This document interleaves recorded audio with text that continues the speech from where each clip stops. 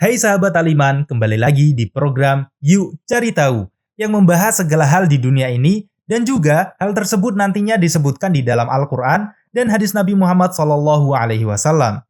Kita tahu bahwasanya Allah Subhanahu wa Ta'ala menciptakan hewan di dunia ini sangatlah banyak, dan kita tahu pula ada beberapa hewan yang memproduksi bahan makanan atau minuman yang dapat kita rasakan kelezatannya.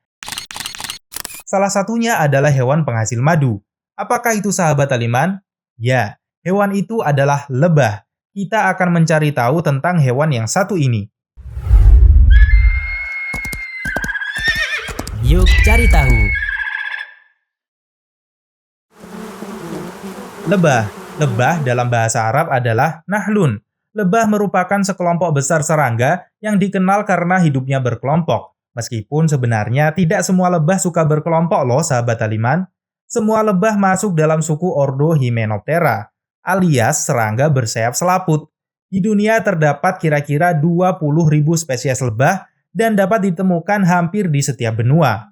Lebah mempunyai pasangan kaki dan 2 pasang sayap. Makanan lebah sendiri adalah nektar bunga dan serbuk sari.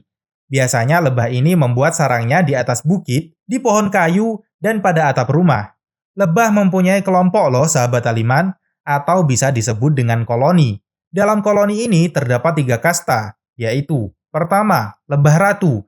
Berjenis kelamin betina, merupakan induk semua lebah dalam satu koloni, dan dalam satu koloni hanya 1 ekor lebah ratu. 2. Lebah betina, dikenal sebagai lebah pekerja yang jumlahnya bisa mencapai puluhan ribu. 30.000 ekor lebah dan yang bibit unggul bisa mencapai 60.000 ekor lebah. 3. Lebah jantan, jumlahnya hanya ratusan ekor lebah. Apakah kalian tahu sahabat Aliman bahwa di dalam Al-Quran terdapat surat yang dinamakan An-Nahl yang artinya lebah? Ya, surat ini adalah surat ke-16 di dalam Al-Quran. Surat ini terdiri dari 128 ayat dan termasuk golongan surah-surah Makkiyah. Di ayat ke-68, Allah Subhanahu wa Ta'ala menyebutkan khusus untuk hewan yang satu ini. Allah Subhanahu wa Ta'ala berfirman yang artinya, "Dan Tuhanmu mewahyukan kepada lebah, buatlah sarang-sarang di bukit-bukit, di pohon-pohon kayu, dan di tempat-tempat yang dibikin manusia." Rasulullah Shallallahu Alaihi Wasallam juga menyebutkan khusus loh sahabat Aliman, dari Abdullah bin Amru radhiyallahu taala anhu. Ia berkata, Rasulullah Shallallahu Alaihi Wasallam bersabda, yang artinya, "Demi zat yang jiwa Muhammad berada di tangannya, sesungguhnya perumpamaan mukmin itu bagaikan lebah yang selalu memakan yang baik dan mengeluarkan yang baik. Ia hinggap di ranting, namun tidak membuatnya patah dan rusak."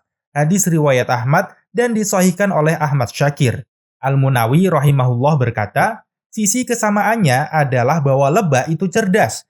Ia jarang menyakiti, rendah alias tawadhu, bermanfaat, selalu merasa cukup atau qanaah, bekerja di waktu siang, menjauhi kotoran, makanannya halal dan baik, ia tak mau makan dari hasil kerja keras orang lain, amat taat kepada pemimpinnya, dan lebah itu berhenti bekerja bila ada gelap, mendung, angin, asap, air, dan api.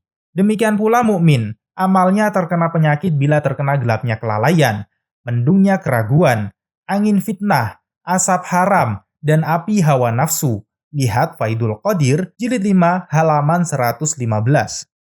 Nah, sahabat Aliman, kita sudah mencari tahu tentang hewan yang satu ini, yang hidup di dunia ini, dan disebutkan di dalam Al-Quran dan hadis Nabi Muhammad SAW, yaitu lebah.